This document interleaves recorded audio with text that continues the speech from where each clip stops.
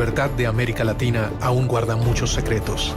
¿Hubo un único cerebro ejecutor detrás de las ansias libertadoras de todo el continente? ¿Se ejecutó un plan que había delineado un masón inglés para extender el poder británico en América? Los héroes del continente tuvieron que moverse sigilosamente, conspirando, buscando aliados y tomando decisiones que no todos podían llegar a comprender. ¿Cuánto tuvo que ver la masonería en este proceso?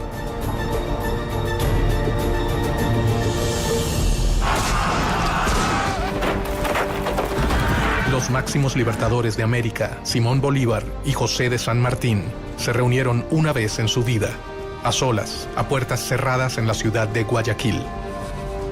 Gran parte de la vida de los héroes transcurrió en un secreto absoluto. Sin embargo, nada es tan secreto como lo que ocurrió en aquella reunión.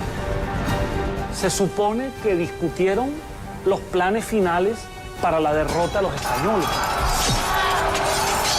¿Cuál es la verdad sobre el rol de las sociedades secretas en la historia de la independencia de Latinoamérica? América no se hubiera independizado, sea la del norte, sea la central, sea la del sur, si la masonería no hubiera intervenido.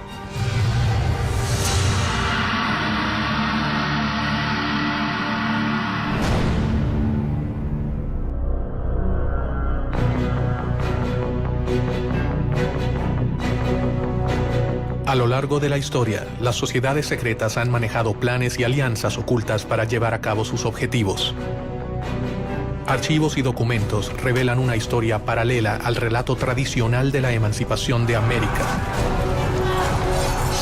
Sospechosamente, estas sociedades nacieron en Inglaterra, el reino que con más énfasis reclamaba mayor participación en América.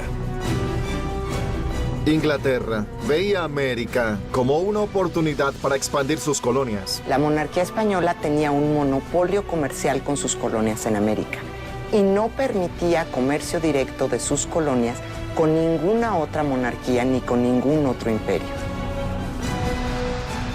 ¿Las acciones masónicas buscaron reparar el reclamo inglés frente a España o fue una simple casualidad?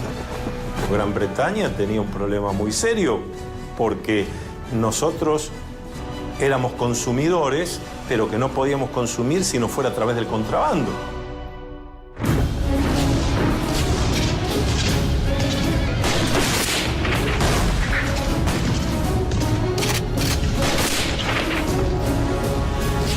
Después de las guerras napoleónicas, después de Waterloo, la economía inglesa está en una depresión y una recesión terrible, con altos niveles de desempleo, mucha disatisfacción, demostraciones populares, etc. Y la industria está como parada. Entonces, para Inglaterra, los puertos de las colonias españolas son extremadamente importantes.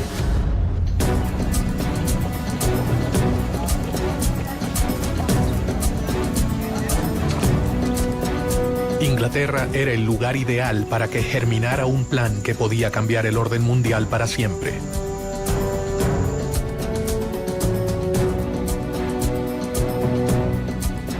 En este contexto, un venezolano conspiró contra el orden establecido. Francisco de Miranda. Miranda se va a convertir prácticamente en el americano más universal de su tiempo, en el criollo de mayor visión universal y de mayor preparación.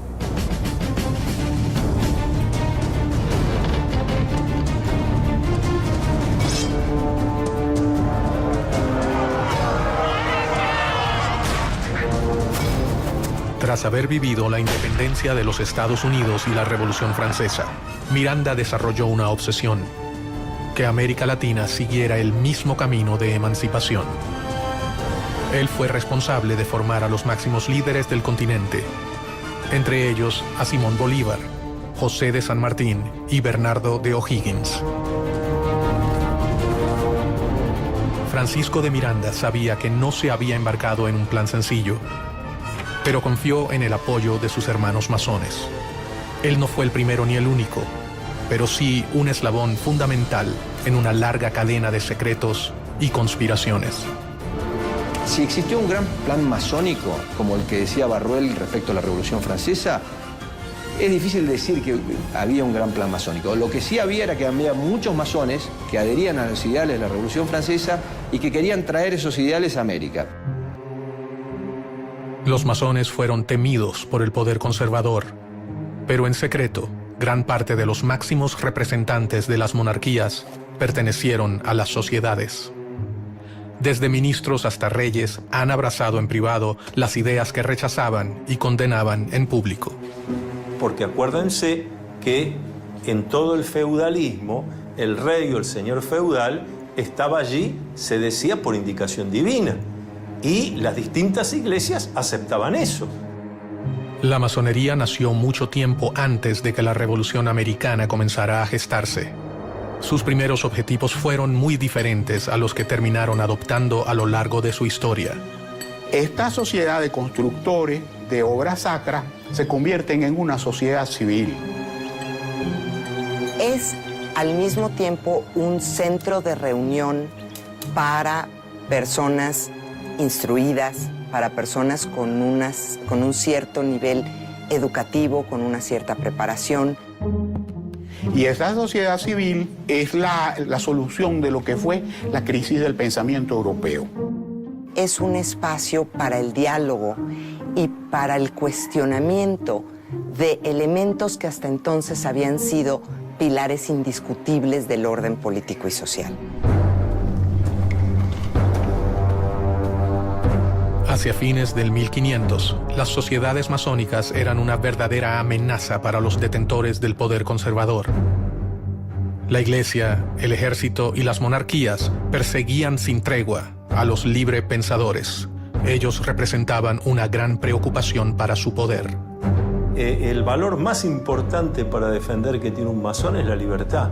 Entonces, todos aquellos regímenes dictatoriales, despóticos o dogmáticos han visto un peligro en la masonería.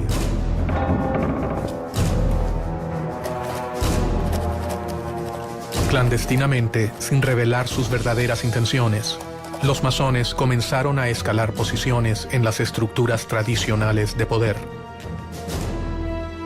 Los personajes políticos más importantes que se unen en la masonería lo hacen generando una especie de clientela política dentro de los masones y al mismo tiempo tratando de descubrir toda esta parte secreta, atractiva, interesante que proporciona la masonería. Fue en Inglaterra en donde las logias comenzaron a afianzarse en el poder, de la mano del rey Guillermo III. La masonería inglesa es una masonería simbólica, tiene solo 3 grados. Y los masones ingleses son hombres honorables, que no conspiran ni contra la religión ni contra el rey.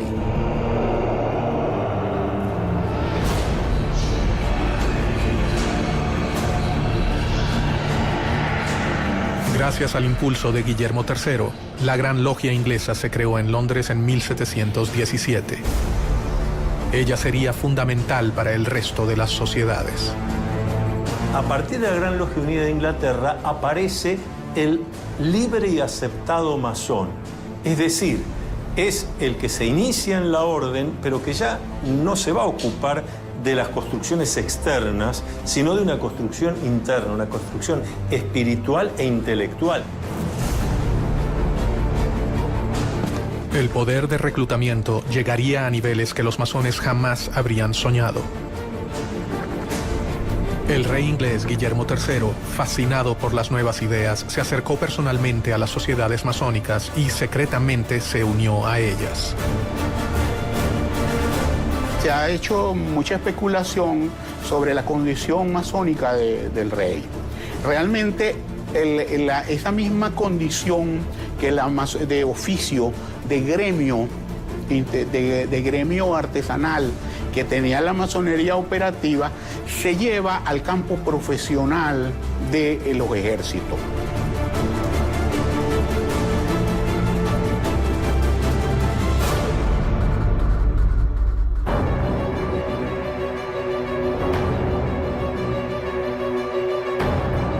El accionar del rey inglés traería nuevos aires para la masonería europea.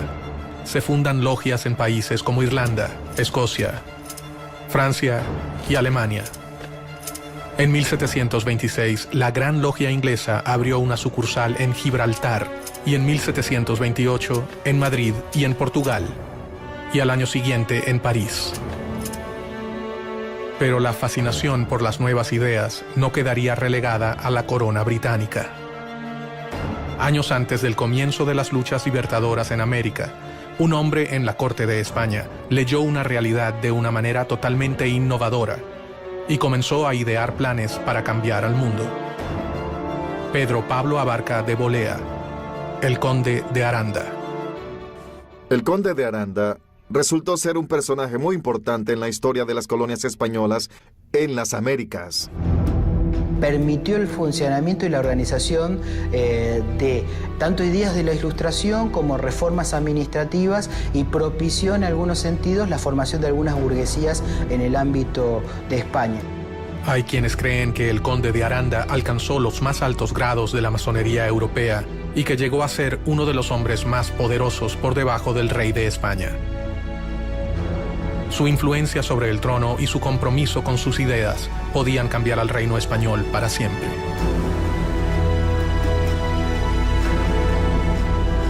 Con su consejo, es probable que hasta el propio rey Carlos III haya formado parte de la masonería española. Carlos III es el monarca que decide implantar lo que se conoce en la historia española como las reformas borbónicas. Las reformas que impulsó Carlos III afectaron a las colonias en cuanto a su administración, a la división geográfica y al rol que cumplía la Iglesia en aquella época. Una de las principales reformas borbónicas es limitar el poder de la Iglesia Católica en los territorios americanos y en la misma península. Si realmente existió un plan para que Inglaterra ganara ventaja en América, con la masonería implantada en la corte española, este acababa de comenzar. Un rey podía ser la pieza fundamental para acabar con el reino ibérico. Estaban a punto de sembrarse las semillas de un plan que podía acabar con el imperio español en América.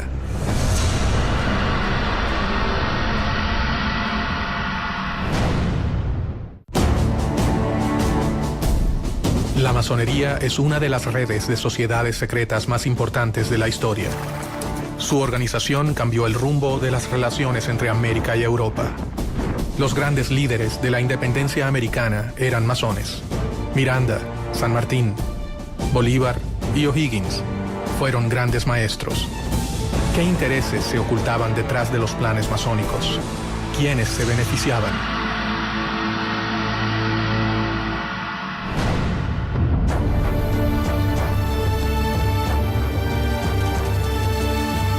En las cortes europeas, para mediados del 1700, las ideas de libertad e igualdad habían ingresado gracias a los sigilosos planes de las sociedades secretas.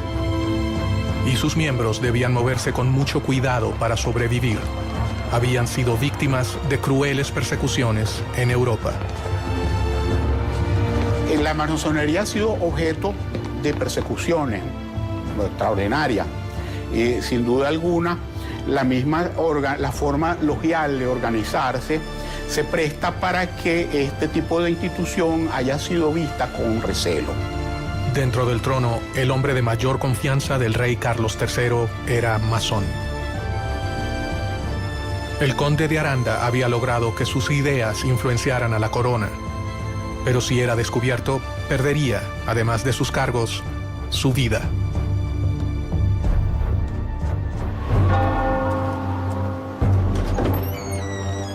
Obviamente que todo aquel que no respetaba los dogmas de la Iglesia Católica Apostólica y Romana era objeto de persecución por la Inquisición. La Iglesia tenía para los masones, eso era las mismas causas de herejía o la podría ser hasta la hoguera. Ningún masón podía violar los secretos de la orden, y cualquier desliz podría finalizar en la muerte. En masonería existe un juramento de conservar el secreto. Y aquel que viola ese secreto, en el ritual de iniciación y en el ritual del juramento, se afirma que será castigado cortándole la lengua, tirando sus cenizas al mar, en fin, una serie de castigos muy violentos que son, desde luego, de orden simbólico. El objetivo de esta enorme cadena de secretos no era proteger a la persona, sino al cargo que esa persona había conseguido para la orden.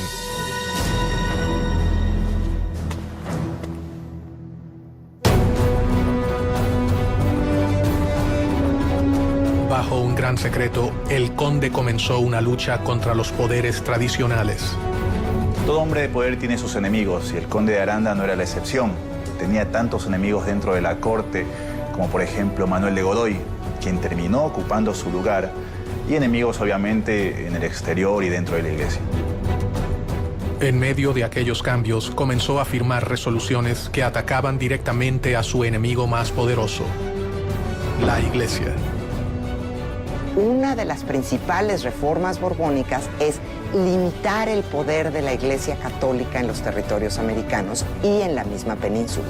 Por consiguiente, el conde de Aranda y muchos otros miembros de la corte y el rey Carlos III deciden hacer una serie de reformas como expulsar a los jesuitas de España y expulsar a los jesuitas de los territorios americanos españoles, de las colonias españolas, para limitar el poder de la Iglesia Católica. América era un lugar lejano y complejo.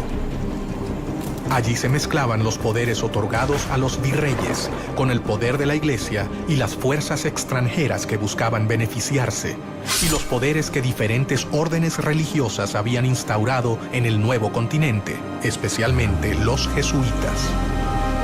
Ellos habían fundado ciudades, misiones y universidades, un gran ejército que respondería ante la voz de los seguidores de San Ignacio de Loyola. Aranda era un tipo brillante y él sabía, estaba consciente de las dificultades que implicaba gobernar territorios tan vastos como eran los territorios americanos y tan diversos desde la península. El conde de Aranda debía debilitar a sus oponentes si quería reducir el riesgo que corrían las logias. Y comenzó a pergeñar un plan secreto. Piensa que la mejor opción es dividir a América en 3 reinos independientes, gobernados por un miembro de la familia reinante, de preferencia por un hijo del rey, e implantar estos reinos independientes con una relación directa con España. Esto era para tener una relación más fluida con respecto al comercio y para que las decisiones no tardaran meses en llegar, o inclusive años. ¿Cuáles eran los verdaderos planes de Aranda? ¿Fortalecer a un imperio español o liberar a América para que pudiera comerciar libremente con Inglaterra? Los principales agentes de la época eran ingleses o franceses. Por tanto, aprovecharse de la posición de poder a fin de alcanzar el objetivo no era para nada descabellado. Fueran cuales fueran las verdaderas intenciones del conde de Aranda, sus ideas tenían fuertes detractores. Debía minar el poder de sus adversarios para que sus planes pudieran concretarse.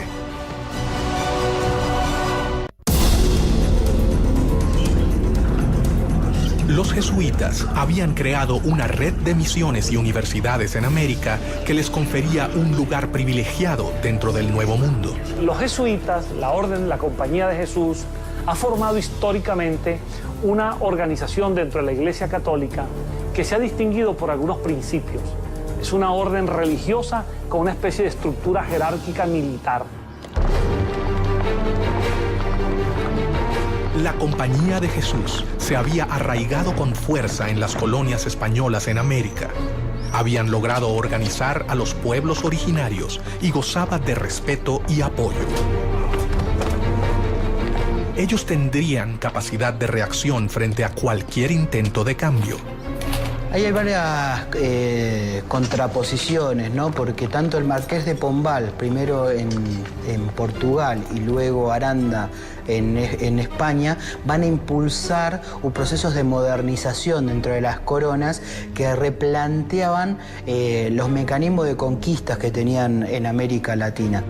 El conde de Aranda consideraba que los jesuitas jamás habrían aceptado sus propuestas sin pelear. Enfrentarse a su poderosa organización habría sido fatal, así que ideó un plan para lograr sus objetivos. Y esta fue una de las causas para que los criollos empezaran a sentirse violentados por la corona española, pues sintieron que no se respetaba el papel de una institución que para ellos había sido siempre tan importante como era la Compañía de Jesús.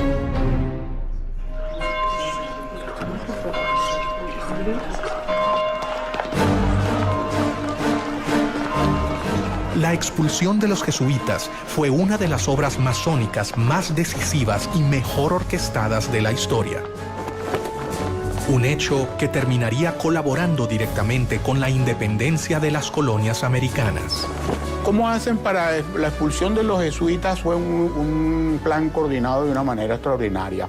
Ellos mandaron a todos los lugares donde había una congregación jesuita y asignaron la fecha para abrir los sobres.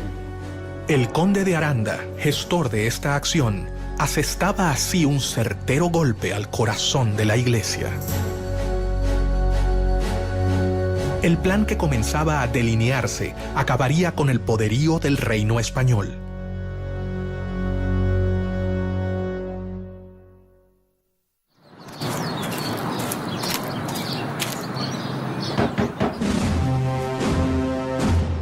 El decreto de Carlos III precisamente ordenaba que se abrieran los sobres ese día para que la operación no tuviera ningún tipo de resistencia.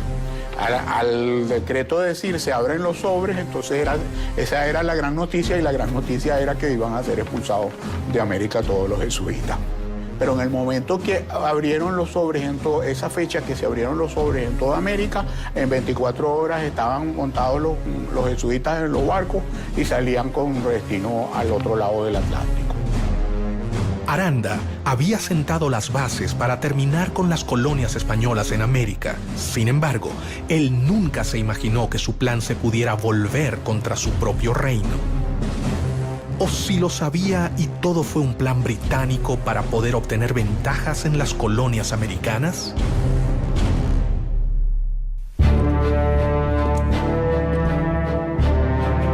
Pero no solo desde España se ideaban planes para las colonias. Inglaterra había enviado a sus posesiones en América a un importante masón que también tenía sus planes para el nuevo continente: Edward Trelawney.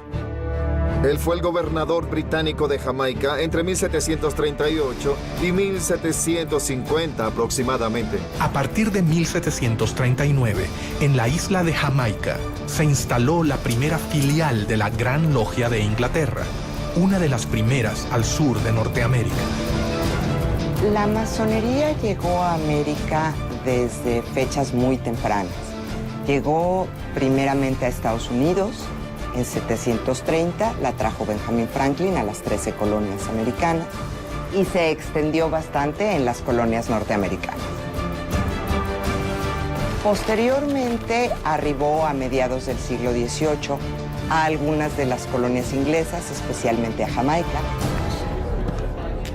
De la mano de muchos ingleses como Trelawney, las sociedades arribaron a América y desde allí dieron inicio a sus objetivos. La masonería estaba fortalecida en Inglaterra, así que Londres sería el lugar perfecto para ejecutar cualquier tipo de conspiración que los favoreciera.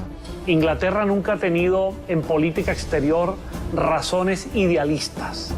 Inglaterra ha tenido siempre intereses. Después de la independencia de sus colonias americanas, Inglaterra ve necesaria la exploración de nuevos horizontes. Trelawney tenía un plan que elaboró detalladamente durante los 15 años que gobernó la isla. España debía compartir los beneficios de las colonias de América con la corona británica. Trelawney Creía que España no tenía los derechos comerciales exclusivos con América. La situación del monopolio comercial de España era completamente injusta. Él manejaba dos opciones: un plan de conquista que resultaba costoso y prácticamente imposible, o impulsar la independencia para las colonias españolas. Muchas veces se olvida el tema de que no se podría haber hecho todo lo que se hizo sin el financiamiento necesario. Y ese financiamiento se acordó dentro de las logias. ¿Por qué un masón y agente del gobierno británico manejaba un plan tan similar a las logias españolas? ¿Casualidad? En cuestión de la masonería, suele preguntarse si había una casualidad con los planes de la masonería y los planes de Inglaterra. Pues la masonería era inglesa y era francesa. Mientras Aranda buscaba dividir las colonias para beneficiar a España, Trelawney pensaba que dividiéndolas se beneficiaría a Inglaterra. Es muy simple. Divide y vencerás. Si bien ninguno de ellos fue capaz de llevar a cabo su propósito, un grupo de hombres americanos, más de 50 años después, comenzarían a conspirar para que el plan se cumpla. El poder no está en un iluminado porque Dios así lo quiso, sino que el poder está en el pueblo porque Dios así lo quiso. Los miembros aceptaban las premisas y un puñado de hombres alcanzaba a saber toda la verdad. Pero, ¿cuál era esa verdad?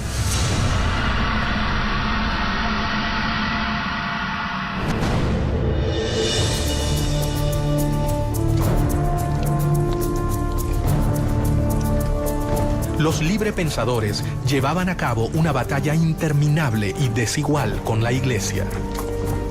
Si bien ésta había llegado al continente para evangelizarlo, ciertamente no tenía el mismo poder represivo que en los países de origen.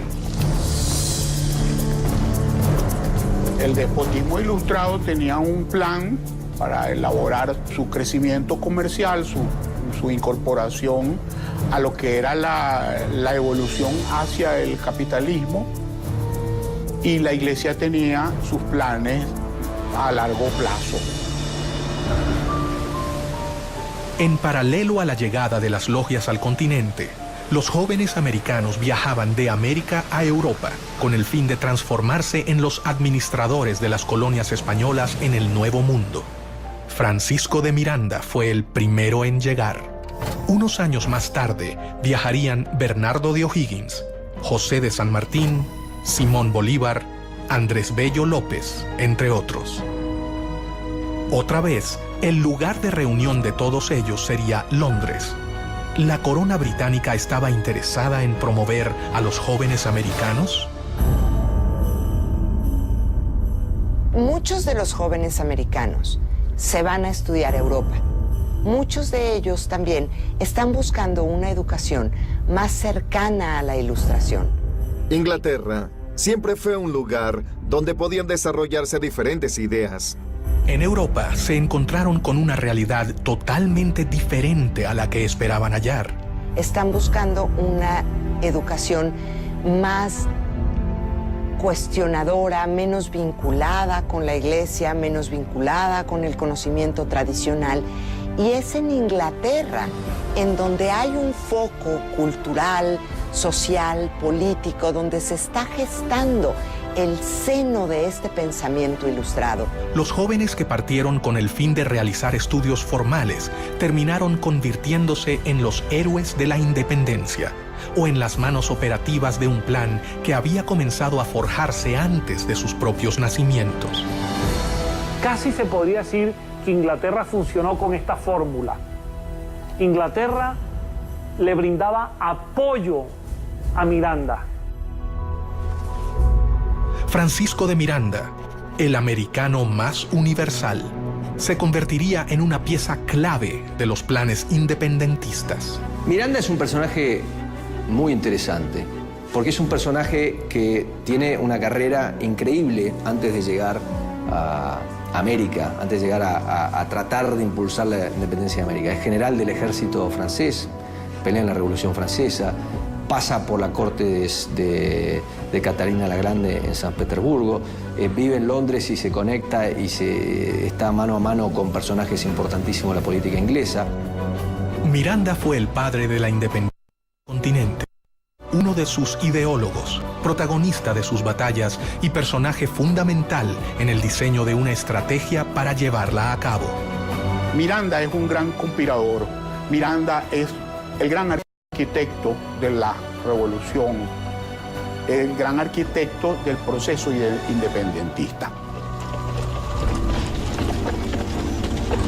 Miranda viajó hacia España en 1771, donde su vida cambiaría para siempre, y con ella el futuro de todo un continente. Sus contactos con la masonería le permite vincularse a Inglaterra para después convencer y sumarse con ciertas masones que estaban convencidos de que era necesario un proceso de emancipación para propiciar el libre comercio contra España. Ya en Europa, el joven Miranda comenzó su carrera militar para obtener el cargo de capitán en el ejército. Lo que hay que decir de Francisco de Miranda es que es un esclarecido.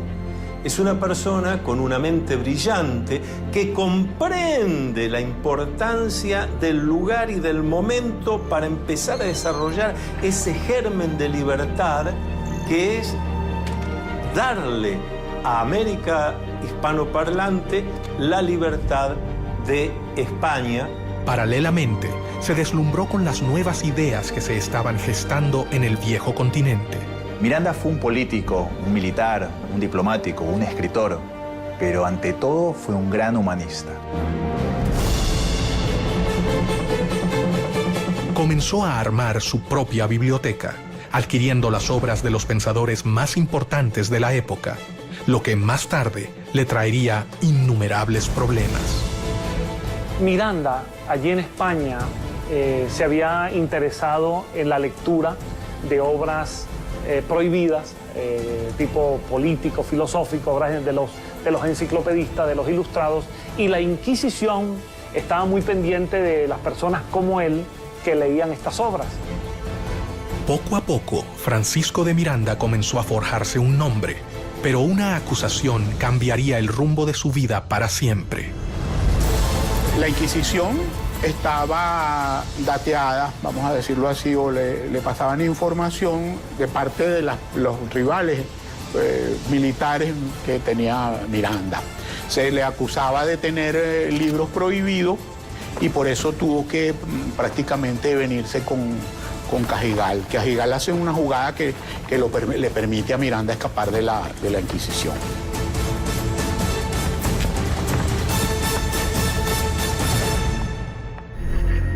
Y a partir de allí, Miranda es declarado prófugo de la justicia española, pasa a ser perseguido por España y obviamente, a medida que se van produciendo los acontecimientos, Miranda, cada vez la persecución de España es mayor. El 10 de julio de 1783 llega a los Estados Unidos. Ya se ha producido la declaración de la independencia, el hecho independentista de Estados Unidos, y Miranda se apasiona por ese proceso.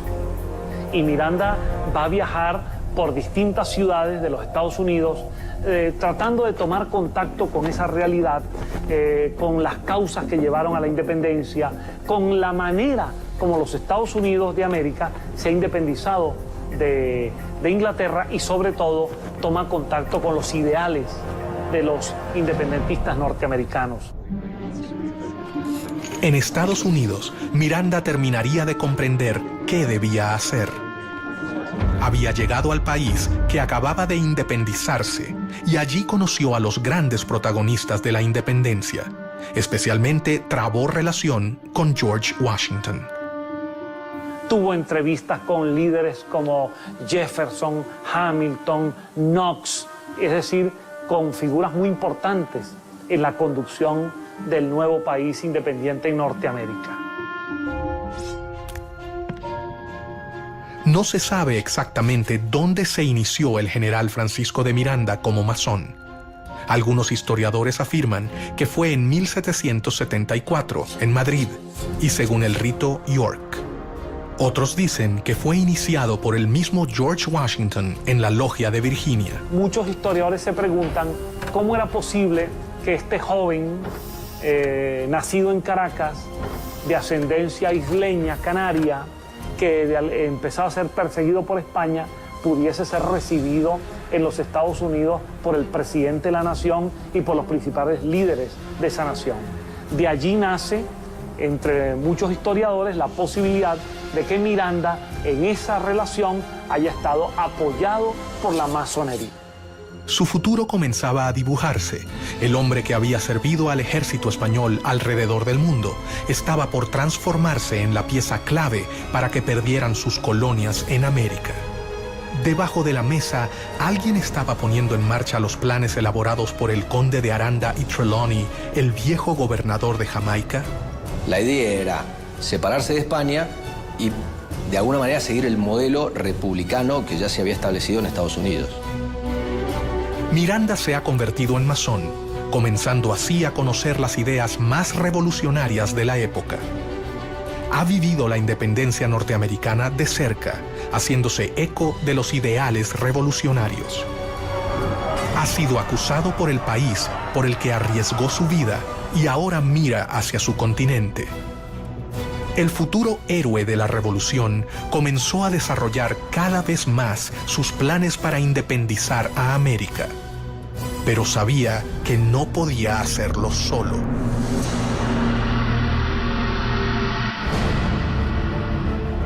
En su afán por independizar a América Latina de España, en diciembre de 1784, Miranda partió de Boston a Londres y de allí viajó por varios países de Europa.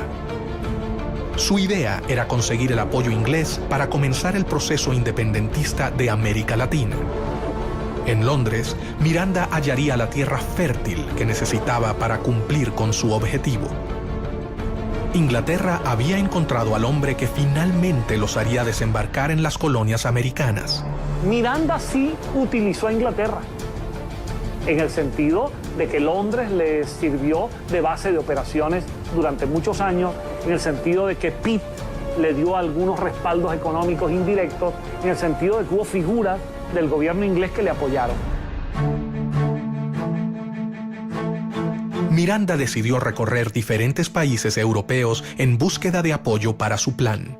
Y allí también, en las distintas logias europeas que Miranda visitó y en algunas de las cuales tuvo que estar bastante tiempo para convencer, para contestar preguntas, para ver cómo se podía hacer, para trabajar sobre mapas, etc. Allí también fue descubriendo quiénes eran los hermanos que tenía sentido que vinieran a América para ayudar, cuáles convenía que se quedaran allá y cuáles no se podía contar. En 1792 se encontraba en París, donde estaba en pleno desarrollo la Revolución Francesa. Sin dudarlo, Miranda decidió ponerse al servicio del gobierno revolucionario. Por segunda vez en su vida, se encontraba en contacto con ideales revolucionarios llevados a cabo por logias masónicas. Es que América dependía totalmente de lo que sucedía en Europa. América no tenía entidad política propia. América, para entender lo que pasaba en América, había que entender lo que pasaba en Europa. Y hasta 1815, Europa tiene una figura central que es Napoleón. Entonces, volviendo a la masonería, hay dos países donde la masonería tiene una importantísima influencia: Estados Unidos y Francia.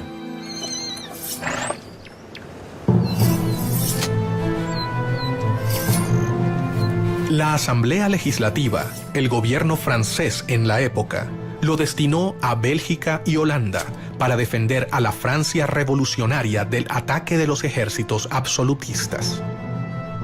En aquellas tierras demostró su talento como militar y su enorme valor por defender los ideales revolucionarios. Francisco de Miranda entra con un contrato de mariscal de campo.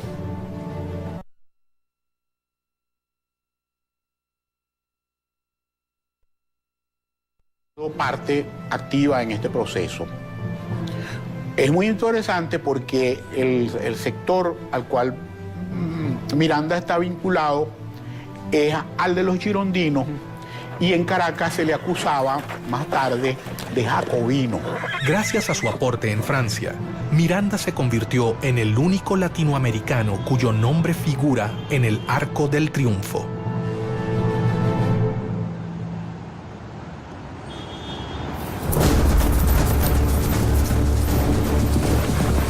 Miranda era un enemigo de España.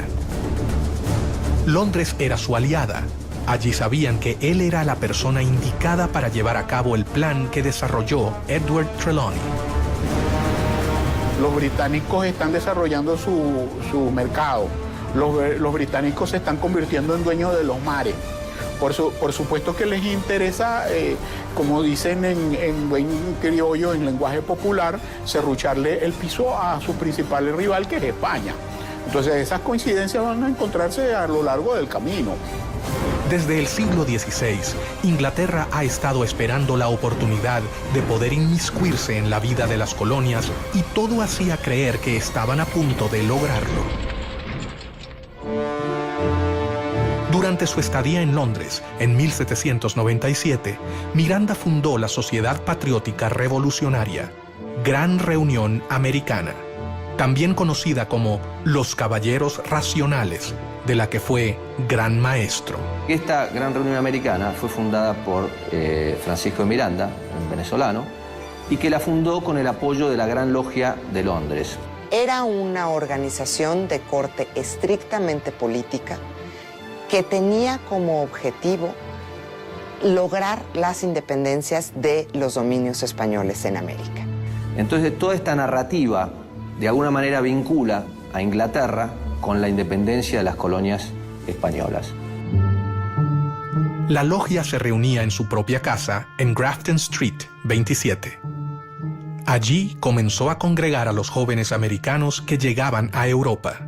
Miranda había tejido una red epistolaria.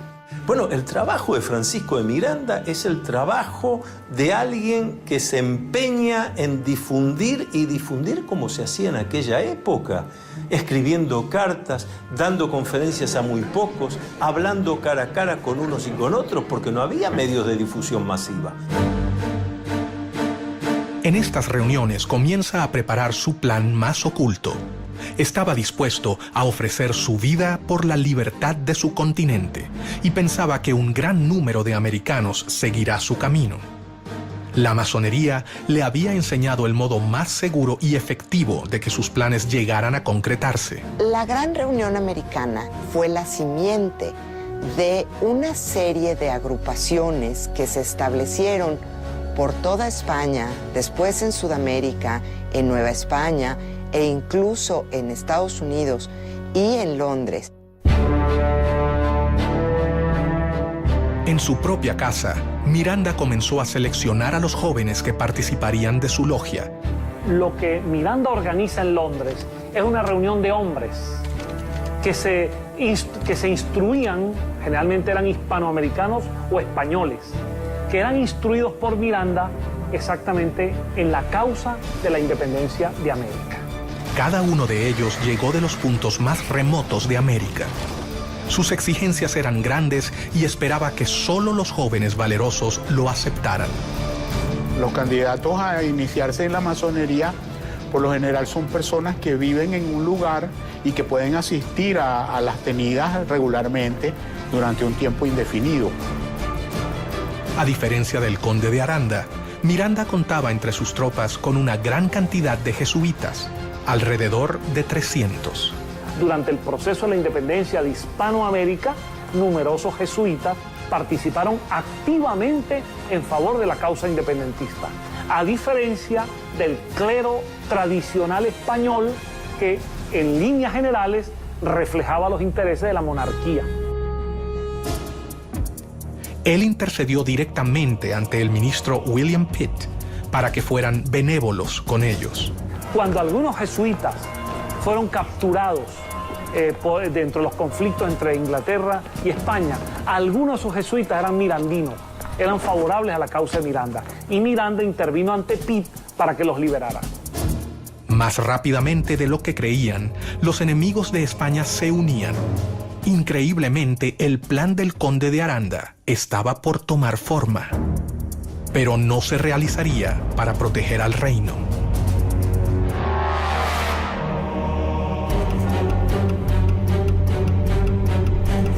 Francisco de Miranda sabía que la elección de los postulantes sería determinante para sus planes. Ellos tenían que ser líderes, comprometidos, fuertes y por sobre todo tenían que abrazar su causa y la masonería.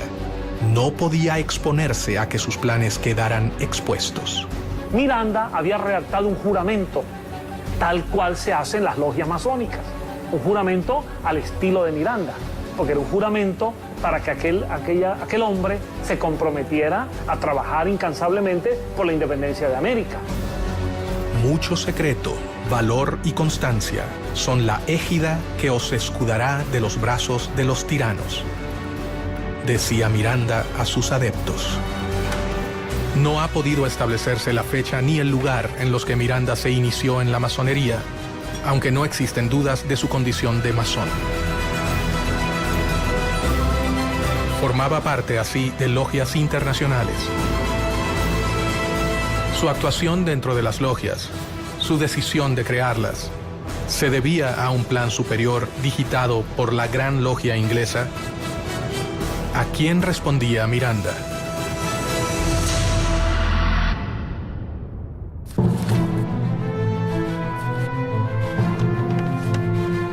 Casualidad o no, el plan elaborado por Miranda y las logias parecía responder palmo a palmo al plan creado cerca de medio siglo antes por otro masón, perteneciente a la Gran Logia de Inglaterra, el gobernador de Jamaica, Edward Trelawney. Si bien se parecen en cuanto al rol del comercio en América y en cuanto a quién sería el más beneficiado, divergen con respecto a su finalidad. A diferencia de Trelawney y del conde de Aranda, Miranda puso en práctica lo que otros solo habían pensado.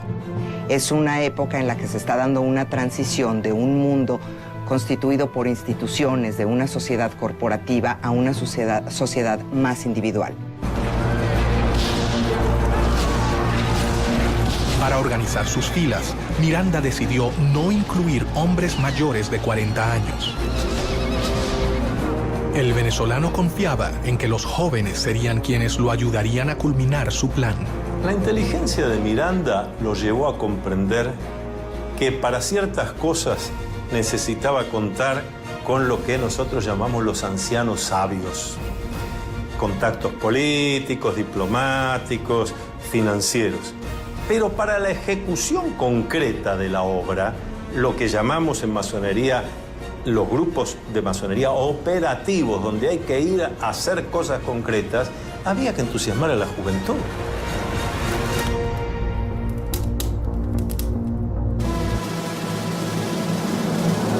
Poco a poco, un plan se hacía evidente.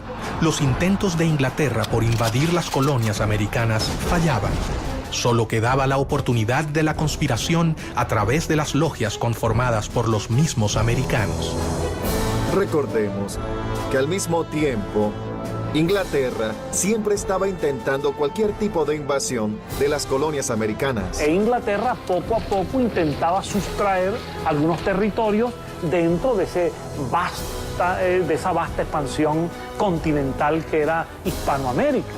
Era como una obsesión de adueñarse de nuevas tierras. Las diferentes logias mirandistas que se habían creado en Europa comenzaron a trabajar en pos de la emancipación de América. La logia más decisiva en la liberación del continente fue la logia Lautaro. Las logias Lautaro empiezan con una logia madre establecida en Sudamérica. Se considera, pero no hay certeza, que quien establece esta logia madre fue José de San Martín. Se nos ha preguntado muchas veces sobre si esas logias funcionaban igual que cualquier otra logia masónica. Sí en cuanto a los rituales, sí en cuanto a que tenían palabras, toques, secretos para identificarse, pero exclusivamente dedicadas al análisis de cómo se iba a conseguir la independencia de la corona española. Bernardo de O'Higgins y José de San Martín, sin dudas, fueron los dos hombres fundamentales para el funcionamiento de la logia. Para afiliarse a Lautaro, había que ser americano y jurar luchar por la independencia. Su lema era unión, fuerza y virtud, y en las comunicaciones usaban el símbolo masónico OO.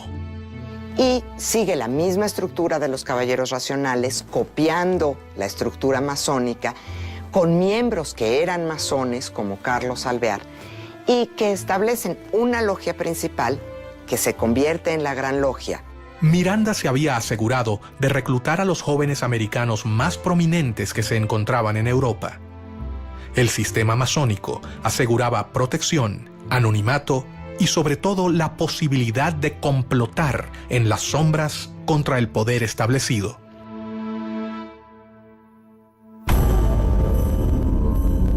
Mientras que las logias se afianzaban en América, sus líderes debían tomar las precauciones necesarias para proteger a sus miembros. La clave de la supervivencia se encontraba en sus intrincadas estructuras, su complejo modo de ingreso y su compromiso de silencio. Las logias que operaban aquí practicaban rituales masónicos que tenían que ver más que nada con el sistema de grados. Según el grado que cada hermano tenía dentro de la logia, era el conocimiento de la parte del plan que tenía. El ascenso del grado tiene que ver con la lealtad que hayas demostrado a la causa de la independencia o a la causa de los gobiernos independientes. Las logias Lautaro tienen solamente 5 grados y el último grado está destinado para los líderes militares, que son aquellos que van a controlar, que son aquellos que van a llevar el mando de las armas en las independencias y después, mediante las armas, van a sostener los gobiernos independientes recién establecidos. Ninguno tenía todo el plan. De manera tal que si alguno de los hermanos hubiera caído en manos del enemigo y bajo tortura se hubiera visto obligado a revelar algún secreto, el secreto que revelaba era apenas un trocito de la totalidad.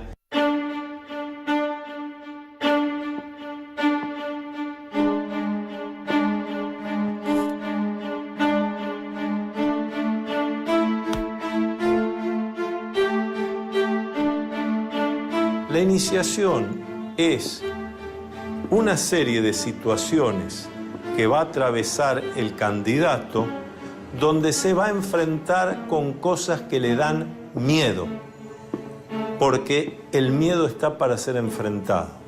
La ceremonia variaba según la logia y esta se podría realizar en diferentes lugares, como por ejemplo recámaras, sótanos e inclusive cuartos oscuros, donde se realizaba la iniciación. Entonces siempre está acompañado por un hermano que en masonería llamamos el hermano experto. Es el que lo acompaña. No hace el trabajo por el candidato lo tendrá que hacer. Enfrentar sus miedos, sus dudas. Pero va a estar bien acompañado. Está desde el principio entre amigos, está bien cuidado.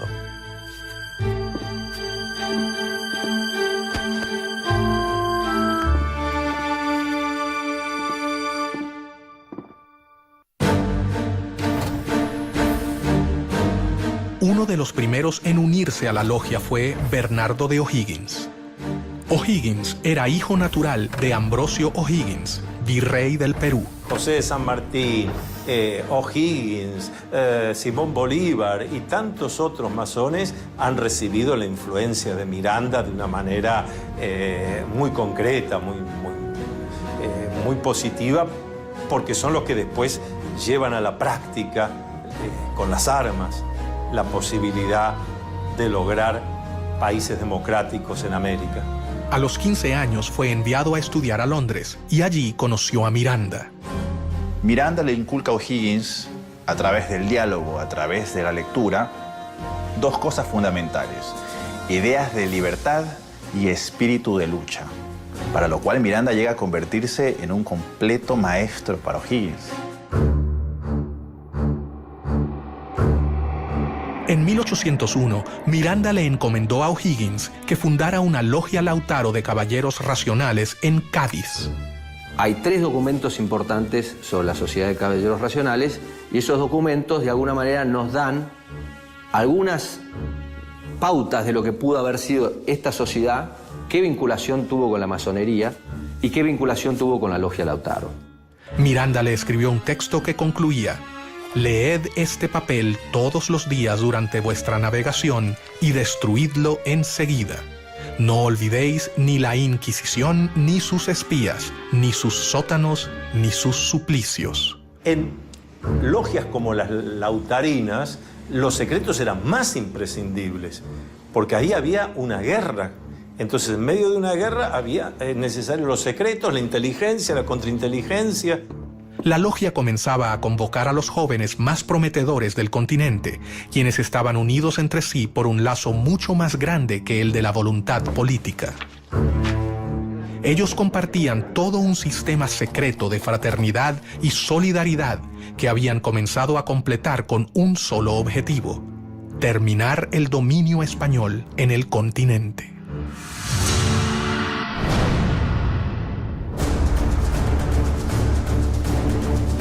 Rápidamente, O'Higgins se convirtió en una persona de confianza del gran ideólogo de la independencia latinoamericana. En una de las tertulias que solían compartir, Bernardo le narró la historia del cacique Lautaro. Miranda, inspirado en su vida, bautizó así su logia. Lautaro, en homenaje a un cacique de un pueblo originario de nombre Lautaro, que había combatido y había muerto peleando contra el ejército español del rey. Entre los amigos de Miranda se encontraba su compatriota Juan Bolívar, el padre de Don Simón, a quien conocería en el primer viaje que éste realizó a Europa. Una relación compleja, no una relación fácil. Vamos a ubicarnos históricamente. Miranda nace en Caracas en 1750. Bolívar nace en Caracas en 1783. Cuando Bolívar está naciendo en Caracas, Miranda está en los Estados Unidos, concibiendo a sus 33 años toda la relación de conocimiento de la independencia de los Estados Unidos y proyectando su lucha independentista en América. De modo que la diferencia de 33 años es muy significativa para entender la relación entre estos dos gigantes de la independencia americana. Bolívar llegó a Cádiz en 1803 y rápidamente fue admitido en la sucursal de la Gran Logia Americana, la Sociedad de Caballeros Racionales. Mientras que sus seguidores comenzaban a prepararse en Europa, Miranda decidió intentar realizar la primera revolución. El objetivo sería su país natal, Venezuela. Se habla de un intento fallido, una intentona golpista incluso de Francisco de Miranda en Coro y en Ocumare. Esto es una historia muy interesante porque ahí hay un inicio de la independencia. Para ello, primero viajó a New York.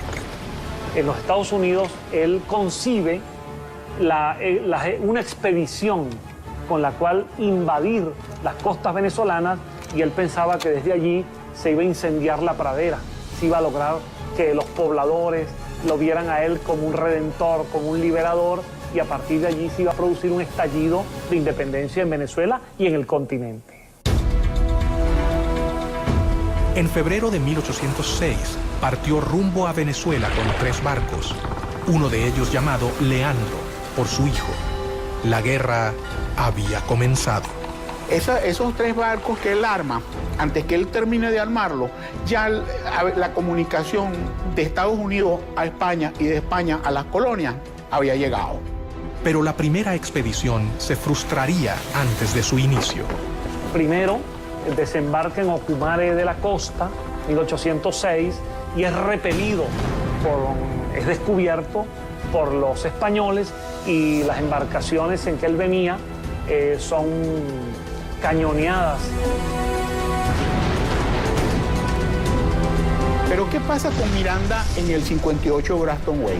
Él regresa con su esposa, la madre de Leandro, Miranda, que después fue presidente del Banco Inglés en Venezuela años más tarde. Si eso le dice algo, bueno, yo lo dejo allí con esa interrogante. Y él logra huir en el Leander, logra huir y refugiarse en las Antillas, pero las otras 2 embarcaciones terminan siendo apresadas por los españoles e incluso son ahorcados la mayor parte de los que venían como tripulantes y como guerreros en esas embarcaciones. Pero el hecho es que él sigue pensando en que el momento de la independencia de América ha de cuajar en algún momento. Y va a comenzar el periodo londinense en que Miranda concibe la lucha por la independencia desde Londres de otra manera. Lo primero que hace es fundar un periódico, El Colombiano. De modo que Miranda, además de un gran memorialista, Miranda se convierte en un pionero del periodismo también.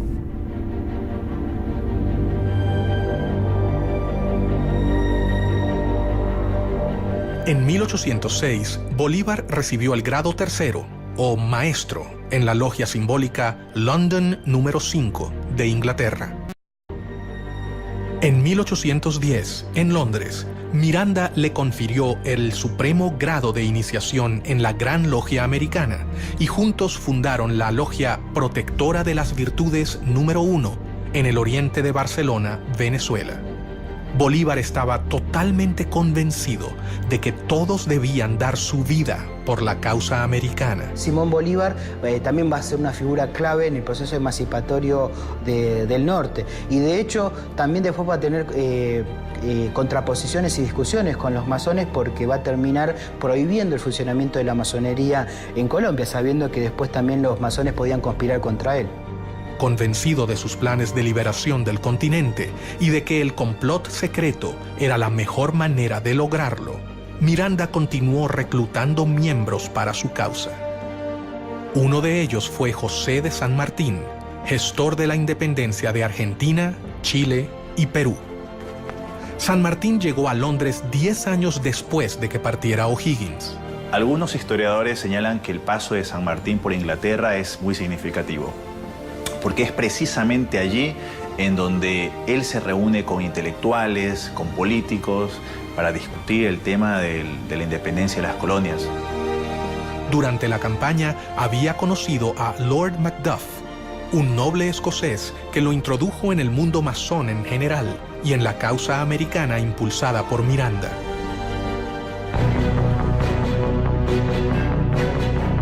Fue allí donde San Martín hizo contacto por primera vez con círculos de liberales y revolucionarios que simpatizaban con la lucha por la independencia americana. Si San Martín fue un agente inglés, es una gran pregunta. A los pocos que han sostenido que es así, han tenido que ser, han sufrido la ira del dogma sanmartiniano. ¿Cómo poder decir semejante cosa? El centro de difusión y reclutamiento continuaba siendo Londres.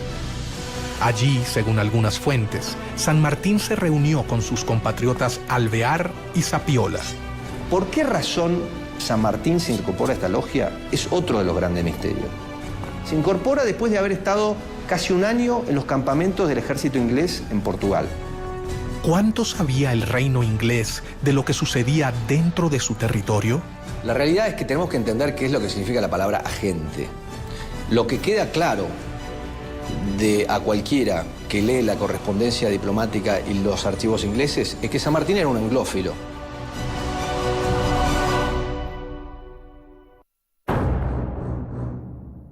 Miranda sabía que había logrado dar el primer paso.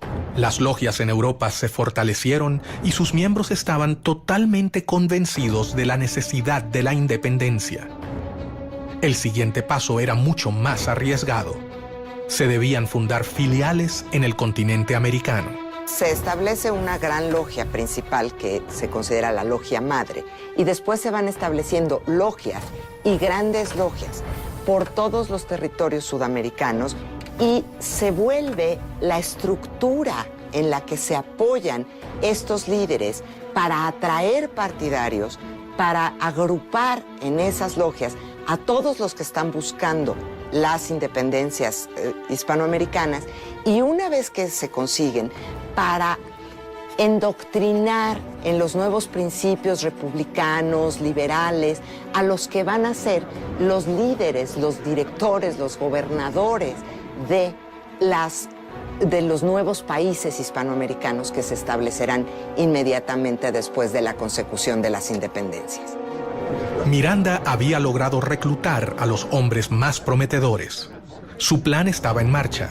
Pero el poder de España era superior a la resistencia que podían brindarle los futuros ejércitos revolucionarios. La realidad es que era una conspiración lo que querían los caballeros racionales, porque de alguna manera estaban conspirando contra el rey de España, porque querían implantar en América la independencia y la Constitución. Y eso era anatema para el sistema monárquico.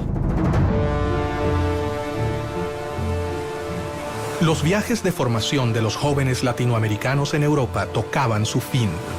Tras haber concluido sus estudios militares y haberse formado en las ideas del humanismo, los futuros administradores de las colonias volvían a sus hogares, pero no regresaban con la idea de mantener la administración colonial. Ellos regresaban con un nuevo objetivo: liberar a sus tierras de España. Miranda lo había logrado. Una compleja red de sociedades se había formado a lo largo de todo el continente. La independencia latinoamericana estaba en camino.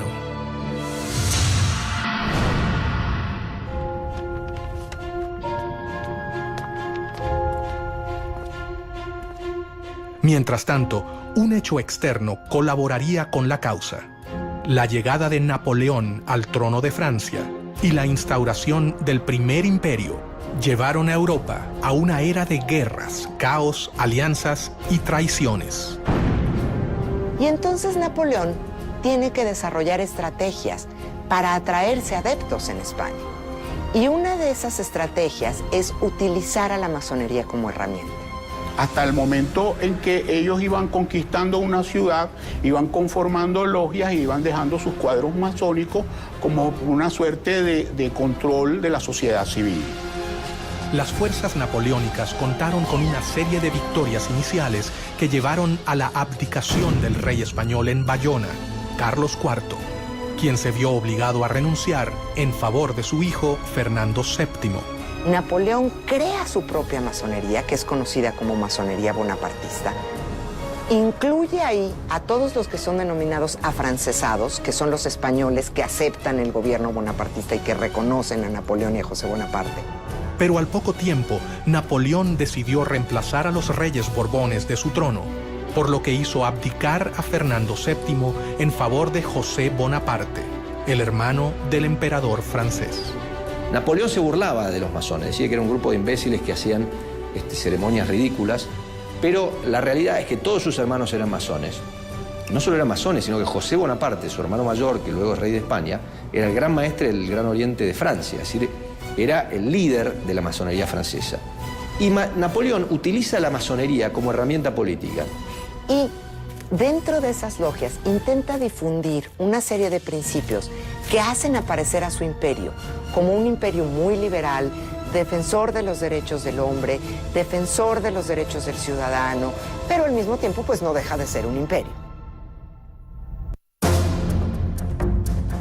Mientras Europa vivía convulsionada, las logias masónicas entendían que era el momento de actuar. Las sociedades americanas vieron con preocupación la invasión francesa sobre la madre patria. Entonces es en 1808 cuando se rompe la legitimidad y cuando la posibilidad de las independencias se presenta, porque el monarca que está ahí no es el monarca legítimo, no es el monarca reconocido. Miranda instó a sus hombres. El momento había. Estaba Miranda en el medio. Miranda con su interés colocado en la independencia de Hispanoamérica.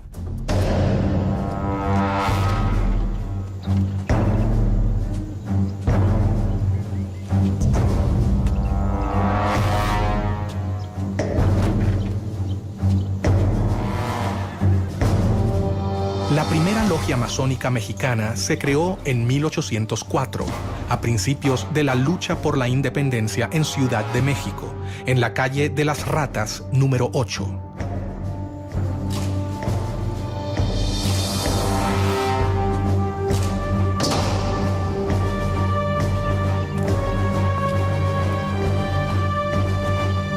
Una masonería muy poderosa, muy extendida, que produjo una enorme influencia en toda la política de México y del resto de América Central hasta la actualidad.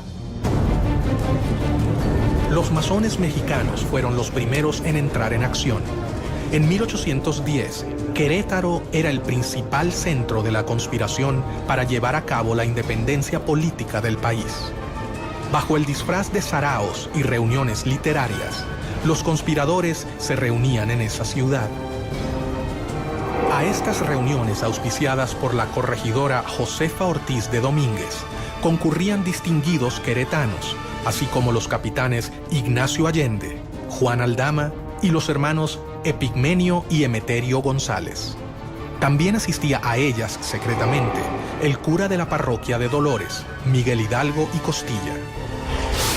Cuando ya se había fijado la fecha para el levantamiento, varias denuncias pusieron sobre aviso a las autoridades españolas y éstas procedieron rápidamente a sofocar el movimiento, cayendo sobre las casas de los conspiradores para encarcelarlos. Sin embargo, no pudieron contra ellos y el 16 de septiembre fue declarada la Independencia Nacional de México.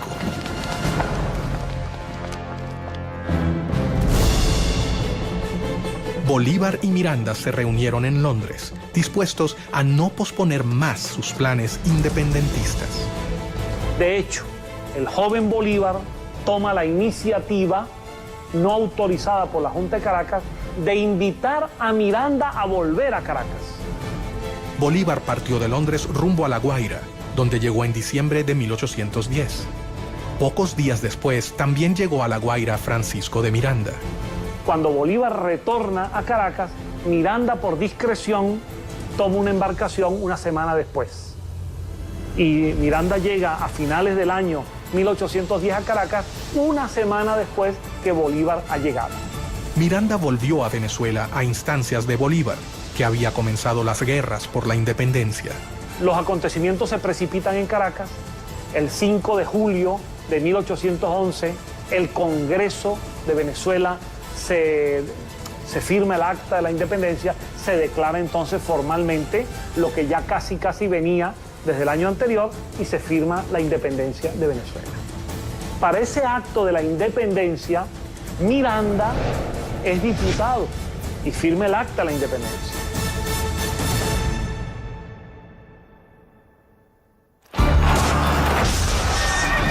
Miranda fue nombrado generalísimo del ejército venezolano, pero tras una serie de reveses militares, tuvo que capitular.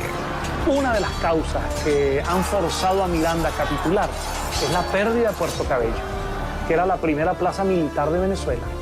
¿Y quién estaba al frente de la plaza de Puerto Cabello? El coronel Simón Bolívar.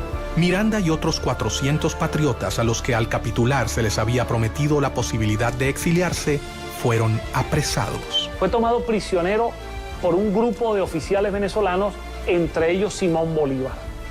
Y cuando ve a Bolívar, a Miguel Peña y a otros más que lo estaban deteniendo, Miranda exclama en una de las frases que más ha marcado el destino venezolano, una frase dramática hasta el día de hoy. Miranda dice: bochinche, bochinche. Este pueblo lo único que sabe hacer es bochinche. Y finalmente Bolívar es un agente histórico de aquellos que lamentablemente intervinieron para que Miranda fuese detenido. En mi opinión, un verdadero lunar en la historia de Simón Bolívar, la detención.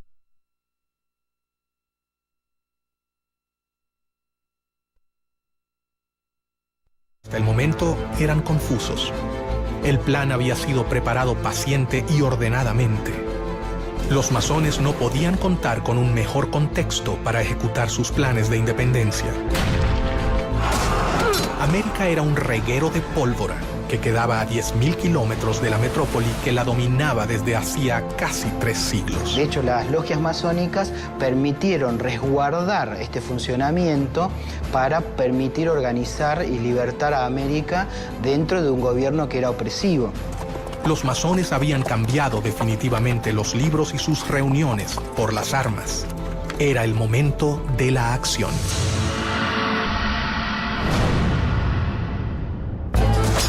Dos caudillos se destacan en los ejércitos libertadores, 2 discípulos de Francisco de Miranda, José de San Martín, quien desde el Río de la Plata sube hacia el norte, y Simón Bolívar, que lleva la revolución en sentido inverso, desde Venezuela. El ataque al poder podía triunfar si se hacía en simultáneo, como si fuera un plan orquestado. José de San Martín fue iniciado en una logia en Cádiz, España. Desarrolló toda su carrera masónica hasta llegar al grado de maestro masón, porque él había hecho un juramento. Como militar, él había jurado defender al rey de España y a lo que el rey de España dispusiera. Y ahí se ve la grandeza masónica de San Martín, que a pesar de en ese momento ser atacado por muchos de los que hasta ese momento habían sido sus compañeros, él decide ponerse por encima y hacer lo que había que hacer. El cónsul norteamericano en Buenos Aires, a principios de 1819, dice claramente, hasta ahora, el principal aliado de Inglaterra en esta parte del mundo es San Martín. De hecho, hay cartas del cónsul inglés en Buenos Aires, Robert Staples, en el año 1817, en donde se reúne con San Martín y San Martín le dice que San Martín le pide que Inglaterra le haga llegar a él en privado su punto de vista de cómo tiene que seguir el tema de la revolución. Pero Fernando VII logró regresar a su trono y cuando lo hizo, consciente del poder de las logias, instaló nuevamente el régimen absolutista. Persiguió el constitucionalismo, el liberalismo y la masonería, a los que reprimió con la policía y la Inquisición. Pero la batalla estaba prácticamente perdida. Primero, cuando decían vamos a fernandear, en cierta medida lo que estaban diciendo es vamos a generar una monarquía constitucional, que en algunos casos era llegar a simplemente constituir un mecanismo de gobierno del pueblo, pero todavía respondiendo a un monarca o algunas organizaciones centrales. El proceso de independencia encontraba escollos. Las diferencias entre sus actores crecían. Todo parecía indicar que era más sencillo ponerse de acuerdo en liberar a América Latina de España que en sentar las bases de un nuevo tipo de sistema de gobierno.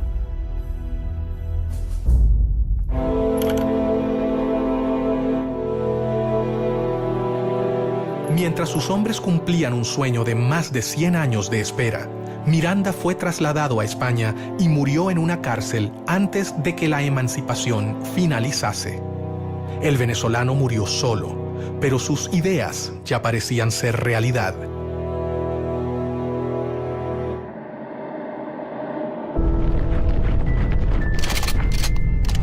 Los conflictos en Europa y España ocurrían tal y como lo había previsto Pedro Pablo, conde de Aranda, cuando sostuvo ante el rey Carlos III: jamás han podido conservarse por mucho tiempo posesiones tan vastas, colocadas a tan gran distancia de la metrópoli. Sin embargo, no se transformaban en reinos leales al imperio español. Todas estas diferencias marcan en cierta medida también algunos posicionamientos de intereses que tenían cada uno de los grupos, tanto regionales como de las alianzas estratégicas a nivel internacional que tienen cada uno de ellos. Los masones siguieron sus planes. Cientos de miles de hombres de todo el continente han abrazado su causa. Sin embargo, un hecho dejaría abierta para siempre una pregunta que jamás ha podido ser respondida. El 26 de julio de 1822, en medio de las batallas, los dos generales, Bolívar y San Martín, realizaron una reunión a solas en la ciudad de Guayaquil.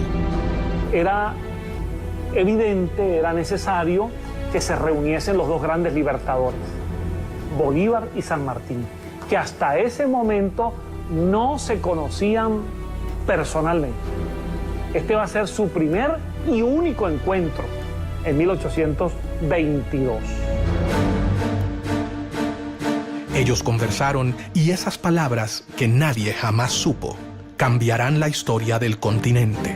¿Qué ha pasado ahí? ¿Qué ocurrió? Se ha especulado mucho, pero no lo sabemos. Pero no lo sabemos precisamente porque como buenos masones conocían todos los secretos y algo los lleva a tomar esas decisiones. Bajo una de las versiones más popularizadas, por ejemplo, en la Argentina, la influencia inglesa fue bastante nefasta y de alguna manera impidió que San Martín terminara su tarea liberadora y que de alguna manera lo forzó a retirarse de América en su entrevista con Bolívar. Tras conversar a solas, los hombres se despidieron. Pero al salir, la realidad había cambiado. Bolívar finalizaría la gesta independentista. San Martín se retiraría a Europa. Yo no sé si San Martín era un agente inglés. Lo que sí sé es que San Martín era un hombre que tenía convicciones políticas muy conservadoras que era conveniente para Inglaterra. ¿Tuvo algo que ver Inglaterra en esta reunión? El hecho es que los historiadores, algunos historiadores, han registrado que el propio saludo que se dan San Martín y Bolívar al conocerse en Guayaquil es un saludo típicamente masónico.